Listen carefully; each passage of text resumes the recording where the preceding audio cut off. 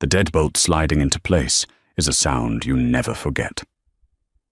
For Daniel Bennett, it was the sound of ultimate control, a final, triumphant click echoing through his $3 million suburban foyer as his wife stood shivering on the porch in a freezing November downpour. He poured himself a glass of 18-year-old Macallan, convinced he had just won the ultimate marital war. He thought a night in the cold would teach her a lesson in obedience.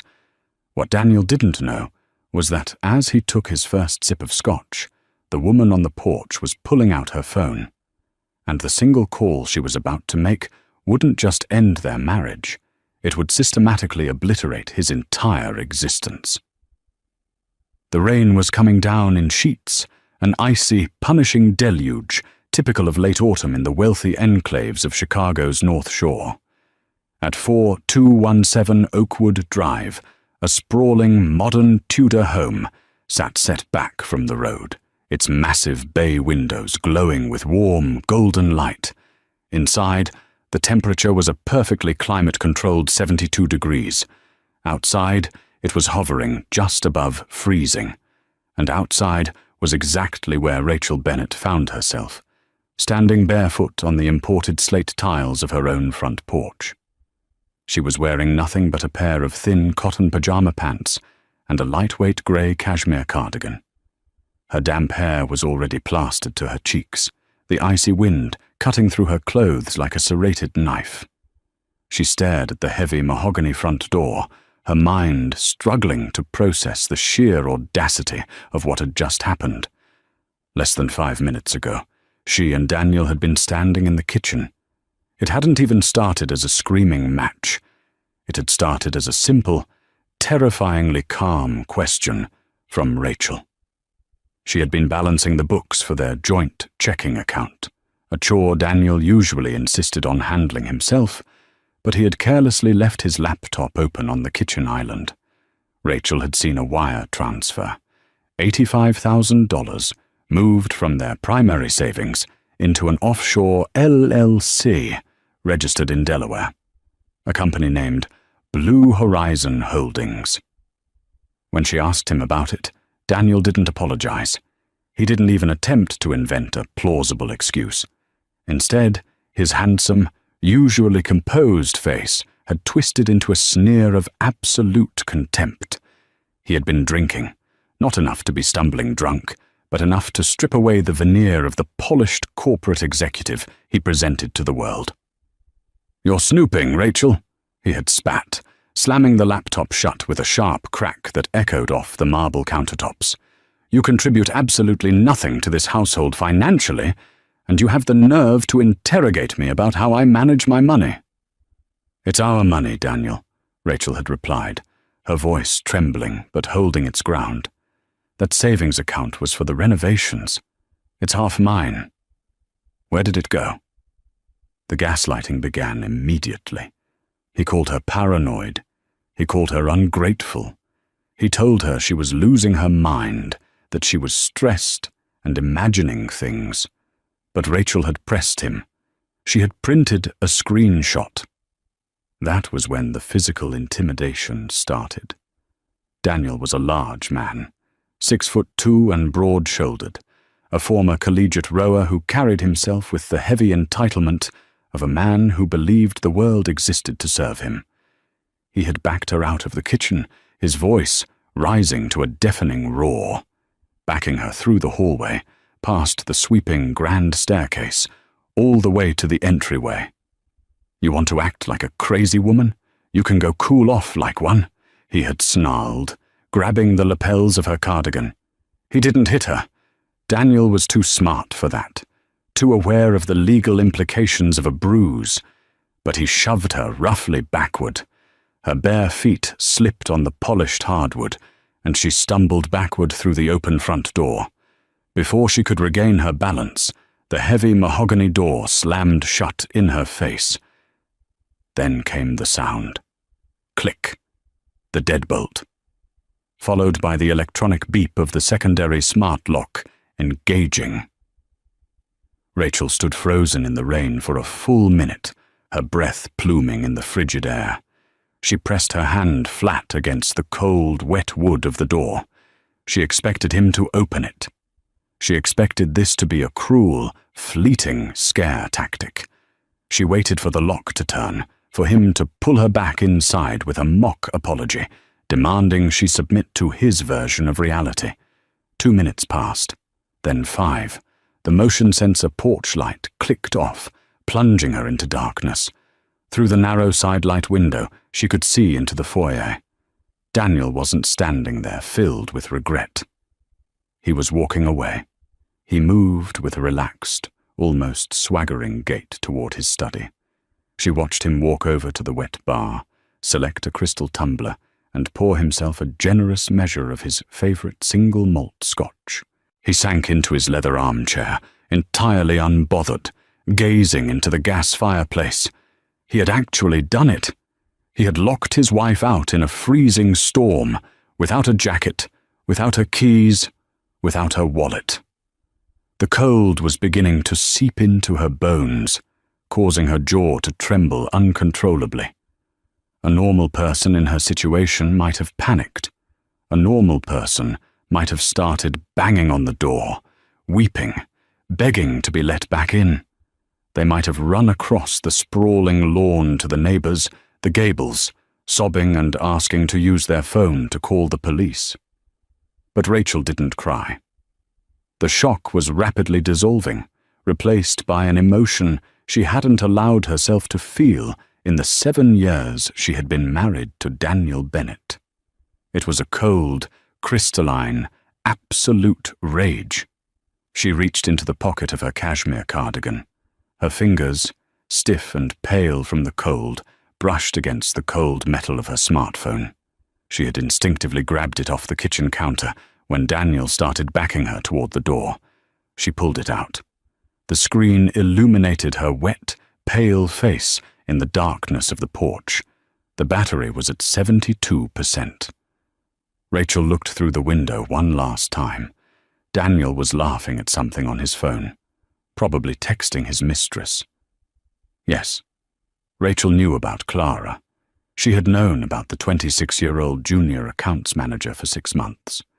She had chosen to stay silent, quietly gathering evidence, biding her time, trying to figure out the most surgical way to untangle her life from this monster. Daniel thought he had married a meek, middle-class art history major who was entirely dependent on his 6-figure salary. He thought he was the undisputed king of the castle. You have no idea, Rachel thought, the freezing rain mixing with a single tear of pure, liberated adrenaline running down her cheek. You have absolutely no idea whose house you are sitting in. She turned her back on the mahogany door and stepped off the porch into the pouring rain. To understand the sheer magnitude of the mistake Daniel Bennett had just made, one had to understand the intricate web of lies that formed the foundation of their marriage. Daniel was the senior vice president of acquisitions at a formidable Chicago logistics firm named Apex Financial. He was a man who worshipped at the altar of his own ambition. He drove a slate-grey Porsche Panamera, wore bespoke suits imported from Italy, and spent his weekends schmoozing with local politicians and minor celebrities at the Oak Brook Polo Club. He was entirely self-made, or so he loved to remind everyone. He had clawed his way up from a lower middle-class upbringing in Ohio, and as a result, he viewed wealth not just as money, but as a weapon. It was a tool to dominate, to control, and to demand submission from those around him. When he met Rachel 7 years ago at a charity gala, he saw the perfect accessory.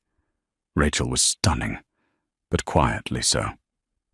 She wore minimal makeup, dressed in understated, elegant clothes, and spoke with a soft, gentle cadence. She told him she worked at a small, independent art gallery downtown. She lived in a modest apartment. She seemed entirely unimpressed by his flashy car and his bragging about his stock portfolio, which only made Daniel want to conquer her more. He courted her aggressively. He showered her with expensive dinners, weekend trips to Aspen, and grand romantic gestures. When he finally proposed, he did it with a 3-carat diamond ring, expecting her to weep with gratitude. She had said yes, but her reaction was composed, steady. Daniel had chalked it up to her being overwhelmed by her good fortune. He had saved her from a life of mediocrity.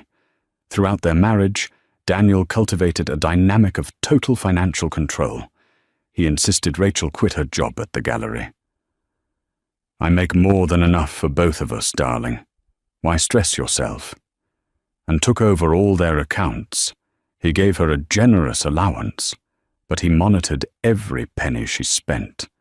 He needed her dependent.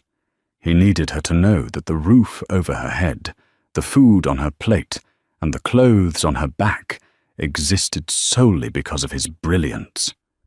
But Daniel's arrogance had blinded him to the most basic rule of predators. Never assume you are the most dangerous creature in the room. Rachel was not a middle-class art history major.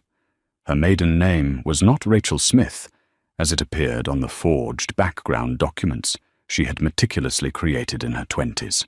Her real name was Rachel Kingston. She was the youngest daughter of Jonathan Kingston, the notoriously reclusive billionaire founder of Kingston Global, a massive international conglomerate that owned everything from commercial real estate portfolios in Dubai to shipping fleets in the Pacific. The Kingston family wealth was old, vast, and completely off the grid of public Forbes lists. Rachel had grown up suffocated by that wealth. She had watched money tear her family apart, turn her siblings into paranoid sociopaths, and attract a never-ending swarm of sycophants and gold diggers. In her mid-20s, desperate for a normal life, she had struck a deal with her father. She wanted to disappear. She wanted to live as an ordinary person, to find someone who loved her for her mind and her heart, not her trust fund. Her father, surprisingly understanding, had agreed, but on one condition. She would remain under the quiet, invisible protection of the family's wealth. The apartment Daniel thought she rented when they met? She owned the entire building. The art gallery she worked at? A tax write-off fully funded by a Kingston Shell Corporation, and the $3 million modern Tudor home on Oakwood Drive that Daniel proudly boasted about buying for them. The home where he had just locked her out. Daniel hadn't bought it. 3 years ago, when Daniel was desperate to move into the prestigious neighborhood to impress his bosses, he had been rejected for the massive mortgage. He was over-leveraged, swimming in hidden debt from bad crypto investments. Rachel had quietly intervened. She had a Kingston proxy firm purchase the house in cash. They then created a fake leasing agreement, disguised as a rent-to-own mortgage, through a fictitious bank. Daniel Bennett had been writing a monthly mortgage check for 3 years to a bank that did not exist. Every cent of his mortgage went directly into a charitable trust fund for stray animals set up in Rachel's name. He didn't own a single brick of the house he was currently sitting in. Inside the house, oblivious to the storm both outside and the one about to crash down upon his life, Daniel poured himself a second glass of Macallan. He pulled out his phone and opened a secure messaging app. He navigated to his conversation with Clara. Daniel. Finally got some peace and quiet. The ball and chain is throwing a tantrum outside.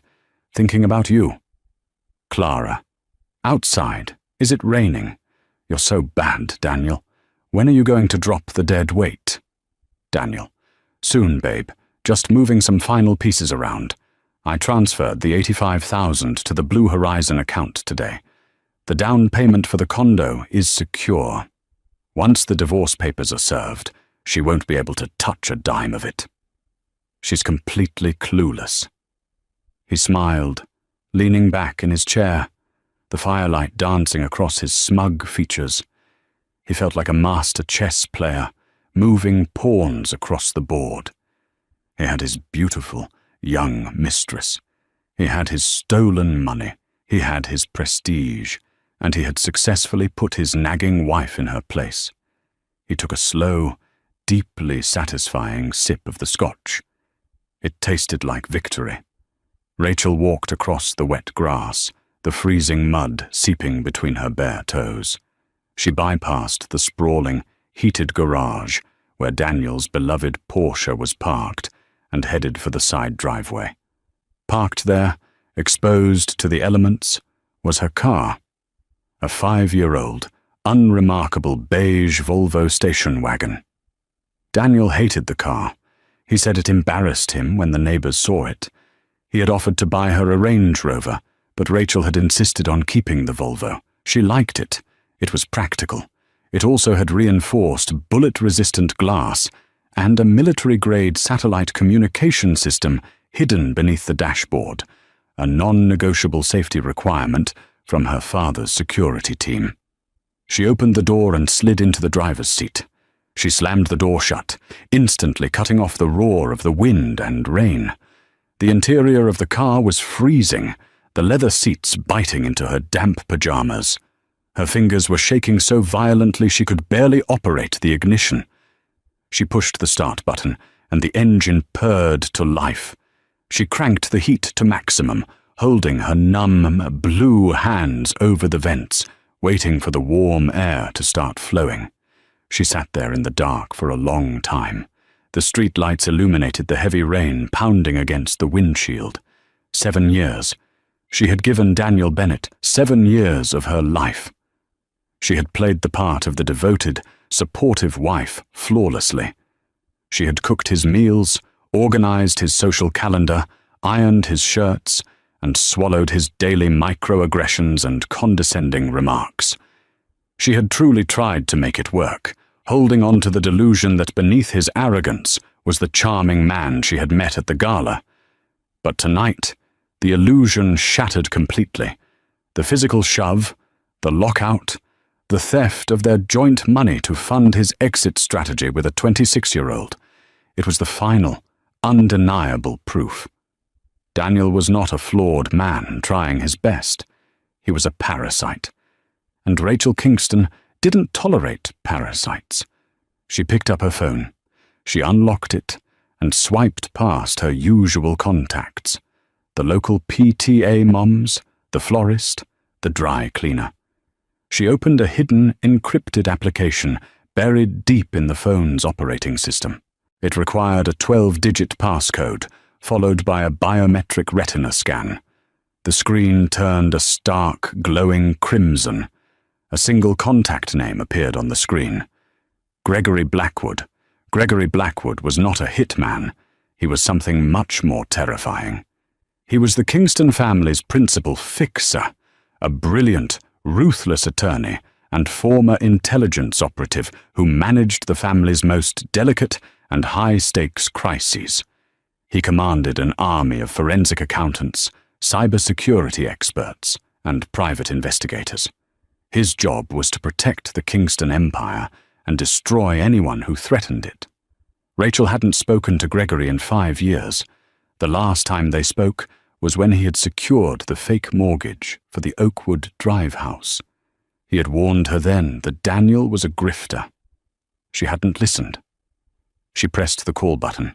It rang exactly once. "Rachel," a deep, impossibly calm voice answered. No pleasantries, no surprise, just immediate attention. "Gregory," Rachel said, her voice dropping its usual soft, melodic tone. The tremor of the cold vanished, replaced by a cold, hardened steel that sounded terrifyingly like her billionaire father. "I'm sorry to wake you." "I am never asleep when a Kingston calls," Gregory replied smoothly. "Where are you? Your GPS beacon shows you are outside the primary residence, stationary. Are you in danger?" "I'm in the Volvo," Rachel said, staring through the rain-streaked windshield at the glowing windows of the house. "Daniel locked me out. It's 34 degrees and raining. I'm in my pajamas." There was a profound silence on the other end of the line. When Gregory spoke again, the calm veneer remained, but the underlying tone was lethal. Understood. I am dispatching a private security team to your location now. They will breach the residence and secure him. A medical unit will— No, Rachel interrupted sharply. Call them off, Gregory. I don't want him touched. I don't want a physical altercation. Rachel, the man put hands on you and locked you in a freezing storm. He has crossed the red line. Your father gave me explicit instructions. My father is not managing this. I am, Rachel said. She took a deep breath of the warming air from the car's vents. Physical violence is too good for him. Gregory, he thinks he's a master of the universe. He thinks he holds all the cards. I want his universe dismantled, brick by brick. I want him to wake up tomorrow morning and realize he doesn't exist anymore. She heard the faint, rhythmic sound of Gregory typing on a mechanical keyboard in the background. I see. We are moving from containment to scorched earth. What are your parameters? I want Protocol Omega initiated, Rachel said, the words tasting like ash and iron in her mouth. Protocol Omega, Gregory repeated. Full financial, professional, and social liquidation. Once I press this button, Rachel, there is no undoing it. His life as he knows it will be erased. Do it, she commanded. Start with his job. He works for Apex Financial. Apex Financial, Gregory mused, the typing accelerating. Yes, I know them. Interestingly enough, Kingston Global acquired a 60% controlling stake in Apex's parent company 3 weeks ago through a proxy hedge fund. Technically, Daniel Bennett works for you. A dark, humorless smile touched Rachel's lips. Fire him. Effective immediately. For cause. Dig into his accounts. He wired $85,000 today to a shell company called Blue Horizon Holdings. I suspect he's been embezzling from his clients to fund his lifestyle and his mistress. Clara Higgins, Gregory provided instantly. Yes, we've been monitoring his communications with her for 6 months, per my standard security protocols. I have the wire transfer details on my screen right now. It was incredibly sloppy. He routed it through a server in the Cayman Islands, but the IP address traces back to his work laptop. That is federal wire fraud, Rachel. Freeze his accounts, Rachel ordered. All of them. His checking, his savings, his 401k, his secret crypto wallets. Drain the Blue Horizon account and flag it to the IRS for money laundering. Done, Gregory said. What about the mistress? Daniel just promised her a down payment on a luxury condo using my money, Rachel said, her eyes narrowing as she looked at the window of Daniel's study. Send Mrs. Higgins's husband an anonymous, untraceable file containing every text, every photo, and every hotel receipt Daniel has ever sent her. Let her deal with the fallout of her own ruined marriage. Consider it sent, Gregory said. And the residence? The house is owned by Kingston Property Trust, Rachel said. Evict him. Tonight. I will have the local authorities execute an emergency eviction order. He is technically a squatter with a fraudulent lease. No police yet, Rachel corrected. I want to watch the house fall down around him first. Just cut the utilities. Power, water, gas, internet, everything. Shut it down. The grid operator is a subsidiary of ours. I am accessing their mainframe now, Gregory said. Rachel, a security detail is still en route to extract you. You cannot stay in the car. Tell them to park at the end of the block and wait, Rachel said. I'm not leaving. I want a front row seat. Very well. Commencing Protocol Omega. Good hunting, Rachel. The line clicked dead. Rachel placed the phone on the passenger seat. The heater was finally blowing hot air, thawing her frozen limbs. She leaned back against the headrest, folded her arms, and fixed her gaze on the glowing windows of the $3 million house. Inside, Daniel Bennett was laughing. 5. Rachel counted down in her head. 4, 3, 2, 1. Inside the house, the grand chandelier in the foyer suddenly flickered, and then, with a heavy, groaning sound, every single light in the massive house blinked out, plunging the property into absolute, pitch-black darkness. In the sudden silence of the night, barely audible over the sound of the rain, Rachel heard the faint, muffled sound of Daniel dropping his crystal tumbler on the hardwood floor. It was just the beginning. Inside the sprawling Tudor on Oakwood Drive, the sudden absence of light was physically jarring. One moment, Daniel Bennett was sitting in a pool of warm, expensive illumination, nursing an 18-year-old Scotch. The next, he was swallowed by an ink-black void. The heavy crystal tumbler slipped from his relaxed grip, hitting the imported Brazilian hardwood floor with a sharp crack. Amber liquid splashed across his bare ankles and the hem of his tailored trousers. "Son of a—" Daniel cursed, his voice echoing strangely in the sudden, dead silence of the house. He didn't panic.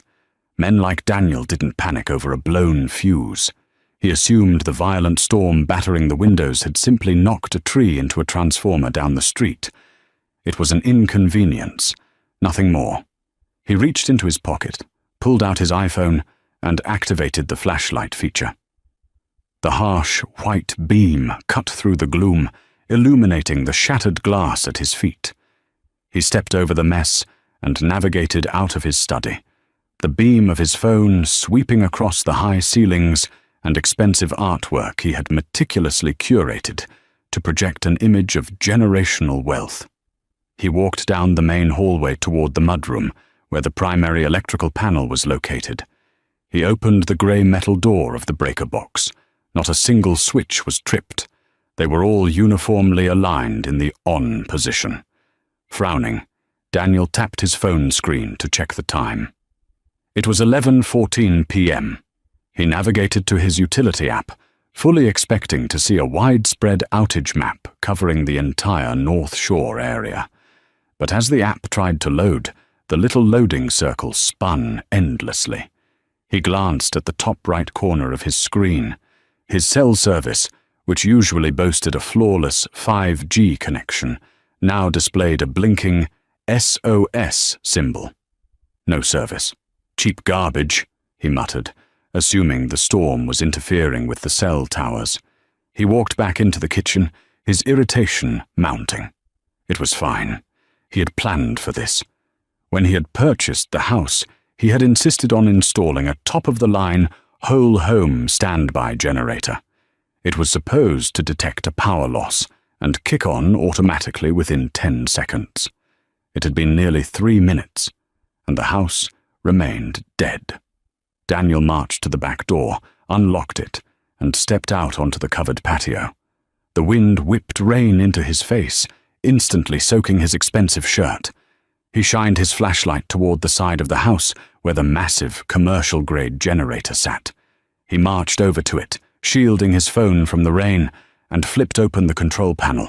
The digital display was completely dark. He pressed the manual override switch. Nothing. He tried to prime the engine. Silence. It was as if the machine had been totally disconnected from its fuel source, which, technically, it had. Miles away in a secure server room, Gregory Blackwood's cyber team had breached the smart home network Daniel was so proud of, manually overriding the digital gas valves and shutting off the fuel supply to the property. Shivering, Daniel retreated back inside, locking the door behind him. The temperature in the house was already dropping. The radiant floor heating, which usually kept the hardwood pleasantly warm against his feet, was rapidly cooling into slabs of ice. He went to the kitchen sink, intending to grab a paper towel, wet it, and wipe the spilled scotch off his leg. He turned the polished chrome faucet. A brief, pathetic hiss of air sputtered from the aerator, followed by a few muddy drops of water. Then, nothing. Daniel aggressively cranked the handle back and forth. No water. He tried the filtered water dispenser on the refrigerator. Dead. The annoyance finally curdled into a genuine sense of unease. A power outage was one thing. A simultaneous failure of the water main, the backup generator, and the cellular network was something else entirely. It felt profoundly unnatural. He walked to the front living room and peered through the bay window. He expected to see the entire street plunged into darkness. Instead, he saw the Gables' massive colonial house directly across the street glowing brightly. Their porch lights were on, and he could see the flicker of a television through their upstairs window. The street lights were operating perfectly. Only his house was dark. Only his house was dead. Suddenly, he remembered Rachel. A cruel, sudden smirk cut through his unease. She must be freezing to death out there, he thought. He assumed she was huddled on the porch, weeping, learning exactly what happened when you questioned the man who provided everything. He decided he would let her in. He would open the door, demand an apology, and then make her clean up the broken glass in his study in the dark. He walked to the foyer, the beam of his phone bouncing off the walls. He unlocked the deadbolt, the mechanical click loud in the silent house, and pulled the heavy mahogany door open. "All right, Rachel, you've made your point," he started, his voice dripping with condescension. He stopped. The porch was empty. He swept his flashlight across the slate tiles. Nothing but pooling rain. He stepped out, the wind biting through his damp clothes, and looked around the yard. That was when he saw it. Parked at the edge of the driveway, half obscured by the driving rain, was Rachel's beige Volvo. The engine was running, the headlights off, but he could see the faint red glow of the tail lights and the steady exhaust pluming in the cold air. "Stubborn child," Daniel sneered under his breath. She had retreated to her pathetic car to stay warm. Let her sleep in the driveway, he decided. Let her wake up with a stiff neck and a newfound respect for his authority. He slammed the front door shut, throwing the deadbolt once more. He didn't realize that from the warmth of the Volvo, Rachel was watching him. She had seen the beam of his flashlight sweep the porch. She had seen his silhouette in the doorway. She watched him retreat back into his freezing, lightless tomb, completely unaware that the invisible noose Gregory Blackwood had constructed was already pulling tight around his neck. By 2 a.m., the temperature inside the Oakwood Drive house had plummeted to 45 degrees. Daniel Bennett was curled on the leather sofa in his study, wrapped in 2 heavy down comforters he had dragged down from the master bedroom. He couldn't sleep. The silence of the house was oppressive, broken only by the relentless drumming of the rain against the glass. He felt entirely isolated, cut off from the world he usually dominated. His personal iPhone had died an hour ago, drained by his constant, frantic attempts to find a cellular signal. He was staring at the ceiling, trying to convince himself that he would simply call a contractor in the morning and bill the emergency repairs to his corporate expense account, when the room was suddenly bathed in a harsh, blue light. Daniel bolted upright, throwing off the comforters. On his mahogany desk, his secondary device, a heavily encrypted, corporate-issued smartphone that ran on a dedicated satellite network for international business, had suddenly illuminated. He scrambled off the sofa, his bare feet stinging against the freezing floor, and snatched the phone. It had a signal, a perfect, full-bar connection. The screen displayed a single, urgent notification. An email from the Apex Financial Executive Human Resources Department. Daniel unlocked the phone, his thumb slightly numb from the cold. He opened the email. The subject line was in all caps, a glaring red flag in corporate communication. Subject: immediate termination of employment and revocation of access. Daniel's breath caught in his throat. He read the first paragraph, his eyes darting frantically across the small screen. Dear Mr. Bennett, effective immediately, your employment as Senior Vice President of Acquisitions at Apex Financial is terminated for cause. Following an internal audit initiated by our parent holding company, we have uncovered irrefutable evidence of gross financial misconduct, breach of fiduciary duty, and the unauthorized diversion of client funds into offshore entities. Please be advised that all corporate access, including email, intranet, and physical building access, has been permanently revoked. Furthermore, Apex Financial's legal counsel has formally notified the Federal Bureau of Investigation and the Internal Revenue Service regarding the wire transfer of $85,000 to the entity known as Blue Horizon Holdings. Daniel stopped breathing. The blood drained from his face, leaving him pale and clammy in the blue light of the phone. How? He had executed that transfer mere hours ago. He had used a secure VPN. He had routed it through the Caymans. It was supposed to be untraceable, a clean extraction of funds before he served Rachel with divorce papers. Apex Financial was a massive, slow-moving bureaucracy. An audit like that should have taken months, not hours. His hands began to shake violently. He dropped to his knees in front of the coffee table, desperately opening the mobile hotspot feature on the corporate phone. He booted up his personal MacBook, praying the battery had enough juice left. It flickered to life. He connected to the hotspot, his fingers flying across the keyboard with panicked, sloppy keystrokes. He opened his web browser and immediately navigated to his primary bank, Chase. He typed in his login credentials. The screen loaded, but instead of his dashboard showing his comfortable six-figure checking balance, a stark white page appeared with a padlock icon. Account locked. Fraud suspected. Please visit your local branch with 2 forms of government-issued identification. Error code 809-IRS-hold. No, no, no, Daniel whispered, the sound ragged and desperate. He opened a new tab. He went to his Charles Schwab investment portfolio.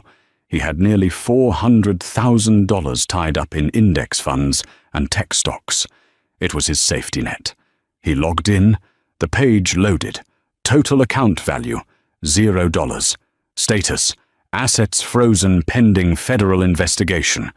A cold sweat broke out across his forehead, chilling him faster than the freezing air of the study. He was entirely locked out of the financial system. His corporate career was annihilated.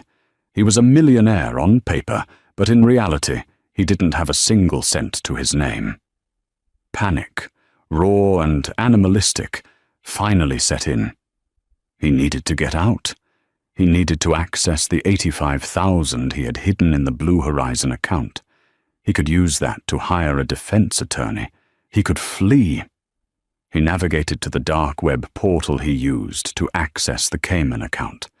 It required 3 layers of authentication. He input them all perfectly, his heart hammering against his ribs like a trapped bird. The offshore dashboard appeared. Daniel stared at the screen, his mind completely breaking. The balance was 0. But beneath the 0 was a message, typed in plain English, bypassing all the bank's automated systems.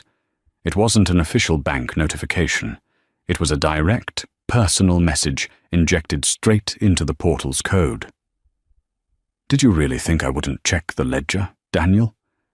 G. Blackwood. Daniel didn't know who G. Blackwood was. But looking at that name, an icy terror gripped him. This wasn't bad luck.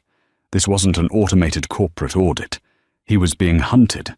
Someone with godlike access to the global financial system was systematically erasing his life. Suddenly, his corporate phone buzzed again, nearly startling him out of his skin. It wasn't an email. It was an incoming text message, slipping through the iMessage network via his Wi-Fi hotspot. It was from Clara. Daniel snatched it up, desperate for a lifeline, desperate for a friendly voice. Maybe he could go to her apartment. Maybe she could front him some cash until he sorted this out. He opened the message. It was a frantic, rambling block of text. Clara. David, you sick bastard, what did you do? Thomas just woke me up screaming. Someone emailed him a zip file. It had everything. The pictures from Aspen, the receipts from the St. Regis, the audio notes you sent me.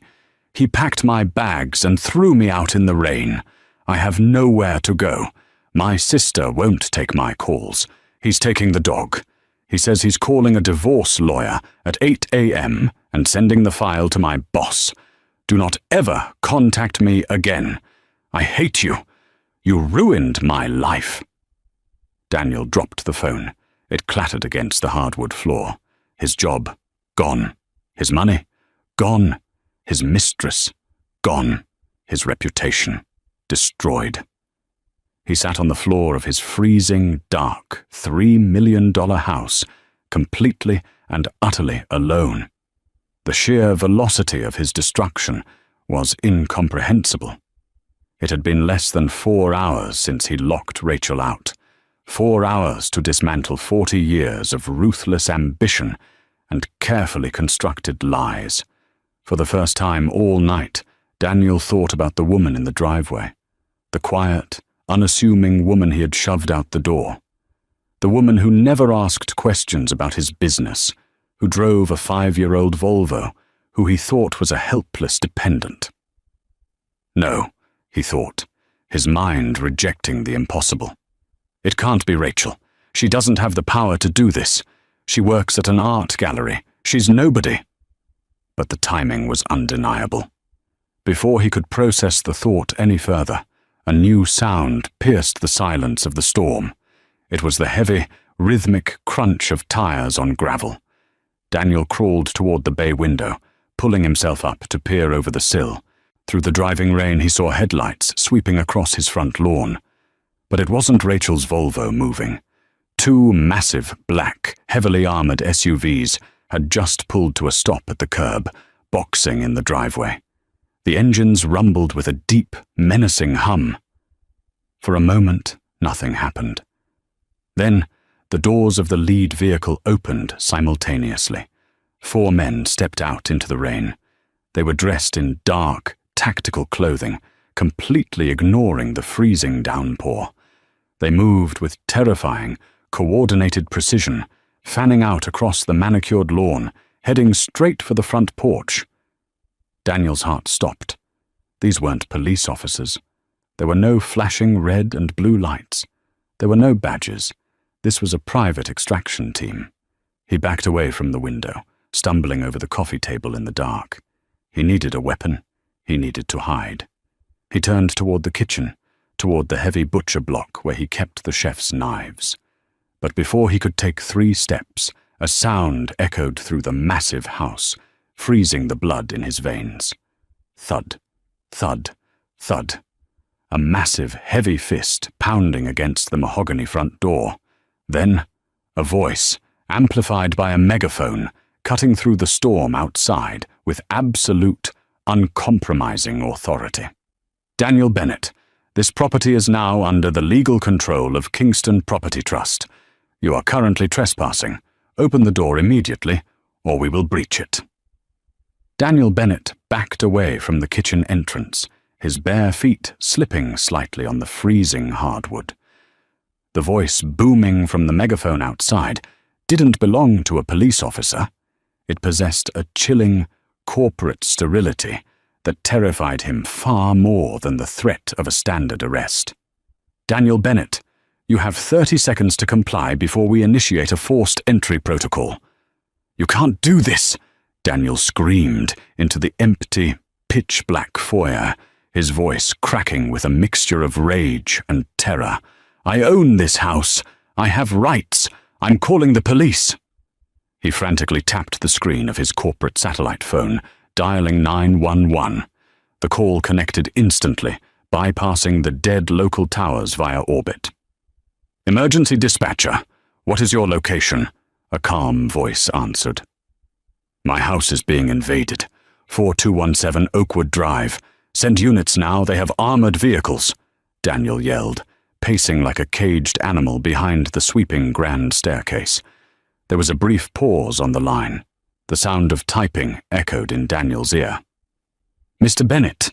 the dispatcher asked, her tone shifting from helpful to distinctly bureaucratic. "We have a log from the Kingston Property Trust regarding that address. An emergency, court-ordered eviction is currently underway, executed by a licensed private security firm due to fraudulent tenancy. Local law enforcement has been instructed to stand down and observe only. Sir, for your own safety, I advise you to open the door and comply with the property owners." The line clicked dead. Daniel stared at the phone. Fraudulent tenancy? Property owners? The words swirled in his mind, nonsensical and completely devastating. Before his brain could process the fact that the local police had just abandoned him, a deafening mechanical whine erupted from the front porch. They weren't using a battering ram. They were using a hydraulic spreader, the kind firefighters use to pry open crushed vehicles. Crack! The sound of the reinforced door frame splintering echoed like a gunshot. The heavy deadbolt Daniel had so triumphantly slid into place hours ago tore through the imported mahogany like a hot knife through butter. With a final agonizing groan of tearing wood, the massive front door swung violently open, slamming against the foyer wall. 4 blinding, 1,000-lumen tactical flashlights pierced the darkness, crisscrossing the foyer and pinning Daniel against the wall beneath the staircase. "Hands where we can see them, Mr. Bennett," a voice commanded. A tall man stepped into the light, lowering his flashlight slightly so it didn't completely blind Daniel, though the glare remained blindingly oppressive. He wasn't wearing a ski mask or SWAT gear. He wore a high-end, waterproof tactical jacket with an earpiece discreetly coiled around his ear. His name tag simply read, "Harrison." "What is the meaning of this?" Daniel demanded, trying to inject some of his usual corporate authority into his voice. It failed miserably. He was standing in wet pajama pants, shivering violently, backed into a corner. Harrison ignored the question. He reached inside his jacket and pulled out a thick, waterproof manila envelope, extending it toward Daniel. "You are being formally served," Harrison said, his voice entirely devoid of emotion. "These are emergency eviction documents, authorized by a federal judge at 1:15 a.m. this morning. You are trespassing on property owned by Kingston Global Trust. Furthermore, enclosed is a civil suit from Apex Financial regarding the embezzlement of $85,000, and a restraining order filed on behalf of your wife, Rachel Kingston." Daniel didn't reach for the envelope. He stared at Harrison, his lips trembling. "Rachel Kingston," Daniel whispered. "Her name is Rachel Smith." Harrison let the envelope drop to the floor. It landed with a heavy, wet slap against the slate tiles. "You have 5 minutes to gather 1 bag of personal clothing and exit the premises. If you attempt to take any items purchased with funds from the joint accounts, you will be detained for theft. Your time starts now." "Where am I supposed to go?" Daniel stammered, the reality of his total annihilation finally crushing the last remnants of his ego. "I have no money. My accounts are frozen. My car. Your Porsche Panamera is currently being loaded onto a flatbed tow truck in the driveway," Harrison interrupted smoothly. "It was leased under a subsidiary of Apex Financial, which has now revoked your corporate perks due to termination for cause. As for where you go, Mr. Bennett, that is entirely your problem. 4 minutes." It took Daniel exactly 3 minutes to pack. He stumbled through the pitch-black house, using his dying corporate phone for light, grabbing a duffel bag from the master closet. He stuffed it with whatever he could find: a pair of jeans, a heavy wool sweater, some socks. His hands were shaking so badly he could barely manage the zipper. He didn't look at the expensive watches on his dresser. He didn't look at the custom-tailored Italian suits. He knew if he touched them, Harrison's men, who were silently flanking him in the darkness, would drop him to the floor. He walked back downstairs, his heavy boots clomping against the hardwood. The house he had proudly claimed as his kingdom felt entirely alien now. A dark, freezing tomb that had never belonged to him in the first place. Harrison and his men escorted Daniel out the shattered front door and onto the porch. The storm hadn't broken. The freezing rain immediately soaked through his wool sweater, plastering his hair to his forehead. He stood shivering on the slate tiles, watching as a massive industrial tow truck hauled his slate-grey Porsche away into the stormy night. "Keep moving," Harrison ordered, gesturing toward the street. Daniel trudged down the driveway, his duffel bag slung over his shoulder, the freezing mud splashing against his boots. The tactical team stood motionless on the lawn, watching him walk away. As he reached the end of the driveway, he saw the beige Volvo. It was still parked at the curb, the engine purring softly. As Daniel approached, the passenger side window rolled down with a smooth, electric hum. Warm air, smelling faintly of vanilla and leather, spilled out into the freezing rain. Daniel stopped, turning his head to look inside. Rachel was sitting in the driver's seat. She looked entirely dry, perfectly composed and terrifyingly calm. The soft, gentle woman who had cooked his dinners and endured his insults was gone. In her place sat a woman who looked exactly like the billionaire titan who had raised her. "Rachel!" Daniel choked out, stepping toward the car. His pride was completely shattered. He was ready to beg. "Rachel, please, I don't understand. What did you do? Just let me in the car. We can talk about this."